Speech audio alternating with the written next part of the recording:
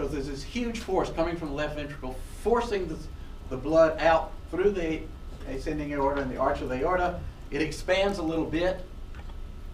When you close that valve, that blood when the aorta is expanded, the aorta contracts and forces some of that blood back down towards the heart. The valve is closed because you don't want it to go back into the left ventricle. That's a total waste of effort. But just above that valve are the openings of the coronary arteries. So the blood goes from the left ventricle out into the aorta. The aorta gives a little bulge and expands. The ventricle stops contracting. The aortic valve closes.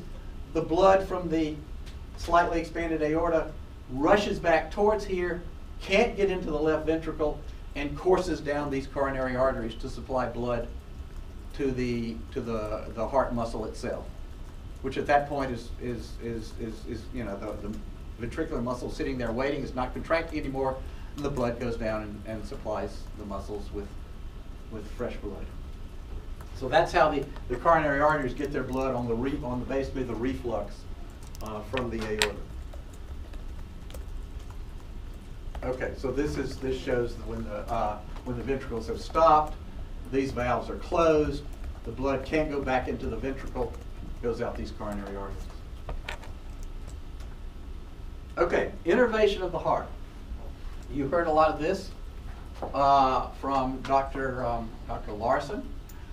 So the heart, the conduction system, the part of the heart that regulates when the atrium ventricles contract, is run by parasympathetic and sympathetic nerves.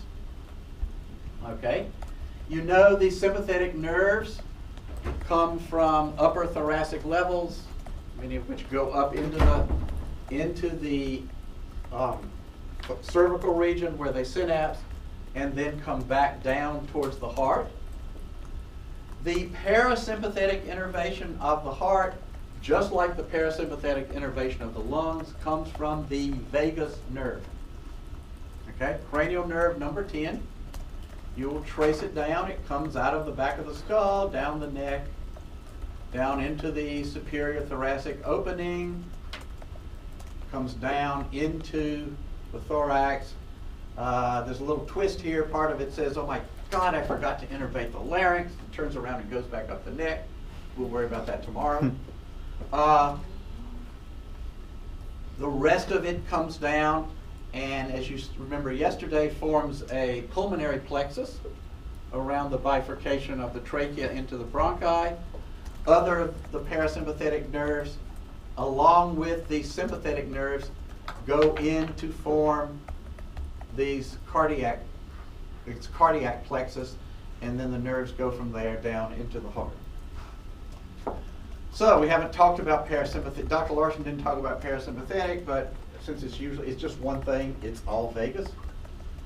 The parasympathetic in the heart, you'll recall, parasympathetic is sort of, gee, let's be cool and gain energy, as opposed to the sympathetic says, oh my God, let's get out of here before the lion bites.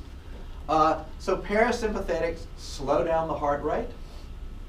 They decrease the volume that the heart's blood is sending around, and it constricts the coronary arteries. The heart's basically slowed down. It's in low mode when parasympathetics turn the heart into low mode. Sympathetics, again, they come from the upper, all sympathetic preganglionics, remember, come from T1 through L2. The ones going to the heart are basically upper thoracics, T1 through 5. They go up into the cervical region, synapse and ganglia there, come back down to form this plexus here, and then that plexus sends branches down into the heart. Sympathetic is flight or fight, let's get out of here, run away from the lion or whatever. So you need to increase the heart rate, get that blood to the muscles, increase the volume of each thing, and dilate the coronary arteries, because if those ventricles are working really hard, they need more blood to work hard. Okay. realize that the sympathetics that come out of here go into the heart and they're done. The vagus, which comes down, as I said, it splits down here, since part of it, some nerves back up to the larynx, some nerves to the lungs, some nerves to the heart, and the rest of it goes down into the abdomen, and it's going to go do most of the abdomen. So there's just the parasympathetics to virtually everything all the way down to the lower part of the colon is vagus, but the vagus gives off branches all along as it passes its way down. And again, as I said, the preganglionic parasympathetics, they coalesced with the postganglionic sympathetics to form a cardiac plexus, which goes to the heart muscle. Realize that sympathetics synapse along this chain of sympathetic nerves along the whole spinal cord from top to bottom, along the vertebrae. That's in the posterior mediastinum. We'll see it tomorrow. Vagus, all you ever see of vagus is preganglionic. The ganglia are in the wall of the organ. So you can find preganglionics and postganglionic sympathetics, and the vagus also has two nerves, but you only see the preganglionic because all the synapses are in the organ. And we'll go over this again tomorrow when we review peripheral nervous system. Okay, so as I said, the preganglionics that are going to innervate the sympathetics are going to innervate the heart. The preganglionics will come somewhere between T1 and T5. They will go up generally into the cervical region where they'll synapse somewhere in here, and send their postganglionics that will come down and go into these plexuses that are around there. You will not, when you dissect out around the bifurcation of the trachea, you can see some sort of globby stuff, but you can't trace out individual nerves very well, in contrast to the abdomen where you actually can. Okay, just remembering, same thing Dr. Larson talked about.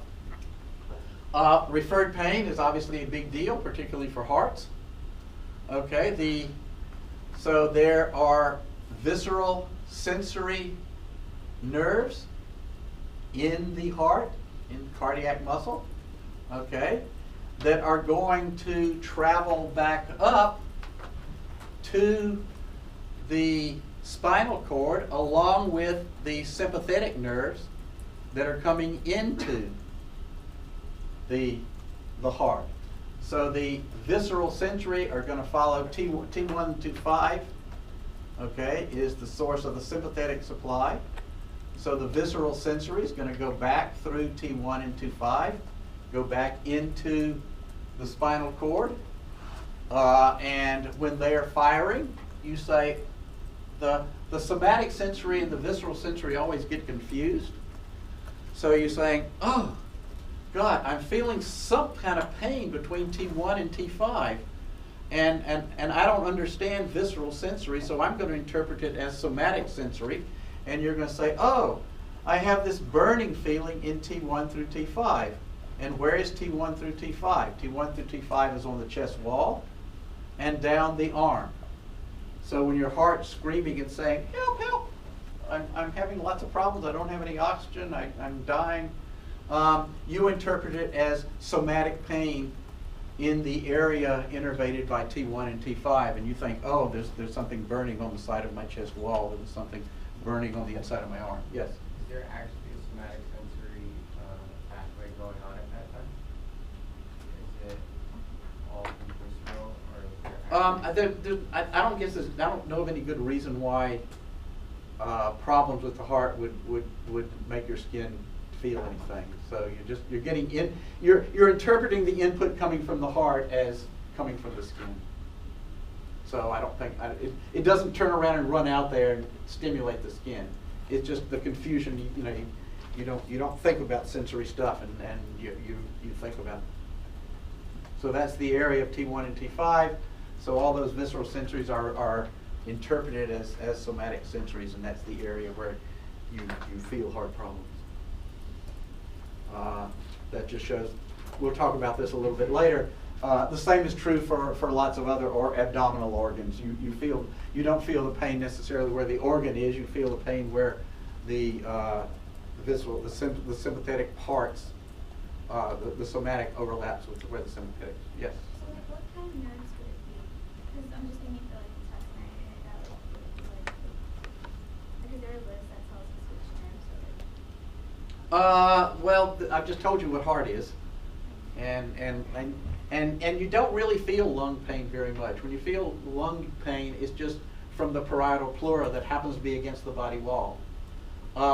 When you get to abdomen, I will give you a diagram and a lecture that points out where you feel different visceral pain for abdominal organs. Okay? Yes? Is it only on the right arm? Because I thought it was on the left arm. Mostly left, which is very odd because there's rights and left sides of the heart. Obviously, I mean, you know, I've always wondered about that myself. Is the left side of the heart getting mostly sympathetics from the left side of the body? Presumably. But why, if you have problems with the right age, you know, if you have problems with the right side of the heart, I would have thought you'd go with that. And I've tried to look that up and never had much luck. But if someone wants to find that out, it'd be interesting to know. But, you know, the classic heart problems are on the left side. The heart's on the left side, but that really should, you know, there should be sympathetics coming from both sides. I mean, that's what we always see them. So I do not know. But it's classically left. Okay, so the summary: heart receives autonomic information from sympathetic and parasympathetic. Preganglionic sympathetics come from T1 through 5, and postganglionic sympathetics come from superior, middle, and inferior cervical ganglia. So that's where they synapse, and in the upper thoracic. Parasympathetics all from the vagus. Okay, there is a plexus of where all these nerves, sympathetics and parasympathetic, preganglionic parasympathetics come together, known as the cardiac plexus, and it's referred to as the vagosympathetic. Nerves are located, the cardiac plexus are located along the pulmonary arteries. So it's right there in the middle where the pulmonary trunk and the bifurcation of the trachea and everything takes place. Sympathetics increase heart rate, increase stroke volume, and increase cardiac output, so you're pumping more blood out there to go to your muscles. Parasympathetics do the reverse. And referred pain is due to confusion of visceral sensory with somatic sensory. And more of the same, pericardium has 2 layers, like a fibrous layer and then a parietal layer. Coronary, there's 2 main coronary arteries, a right and a left, and so forth and so on. Are there any questions? Yes? I have a question about the nerve supply to the lungs. Okay. So it says sympathetic T2 to T4 constricts pulmonary vessels. Why wouldn't it dilate? I do not know. I've lectured on lungs for years, and the lungs are one part where this flight or fight doesn't seem to make much sense. Okay, so you just think the opposite. Yeah, I mean, it's, and the parasympathetic seems to can do either, depending upon how much it works. And I don't understand why lungs are not what they should be. The guts are what they should be. The heart makes sense. The lungs, I really don't know. Okay, now, in keeping with our effort of preparing you for your exam, we have a short practice practical. Okay? Today, as soon as you go to lab. So, how does this work? Okay, yes sir. Are we doing one on Wednesday as well? There'll be a bigger one, but this is just to get you used to it. Okay, yeah. Okay, hey, we wanted you to have to be practiced. We want you to all get hundreds. Okay, so, don't go anywhere. The way this is going to work is we have 44 people. We have 11 cadavers. It's going to get busy. Okay? This is going to be a short exam. There will be one, when you walk in, at every cadaver, there will be a pin, maybe a green pin, maybe a red pin, and then there should be a little index card that says, what is the red pin sticking in? Or something along those lines. Okay? Now, needless to say, there's 44 of you and 11 cadavers. So there will be 4 of you at each cadaver. Don't cheat, but it's a quiz. Okay, but be kind and generous. You know, don't walk in there and say, okay, I'm going to spend the whole time looking at this, and you guys can't look over my shoulder, or you can't look over my shoulder because you're going to look at my exam. You know, look at it, give it your best shot, and then let somebody else look at it, and so forth and so on.